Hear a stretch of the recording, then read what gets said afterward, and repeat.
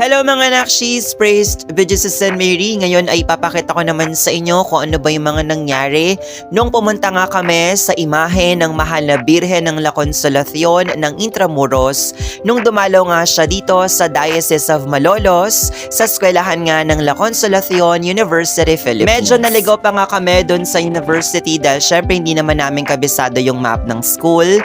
Buti na lang natanong namin yung mga nakakasalubong namin mga estudyante at naituro naman nila ng tama sa amin. So ito na nga yung kanilang chapel, napakaganda. Kasama nga pala namin dyan yung aking pamangkin na si Ninay na napakaganda ng bangs, as in pantay na pantay. Char. Paglapit nga namin sa kanya, napakaganda niya. Yung lagi ko nga sinasabi sa inyo na walang tulak kabigin.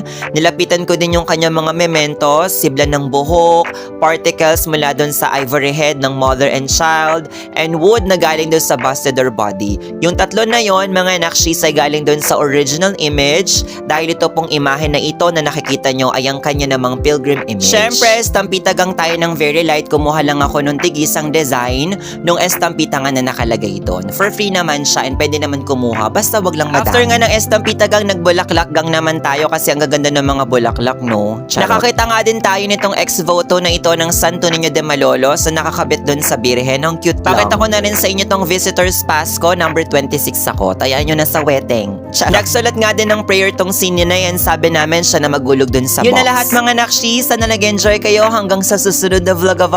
Salamat!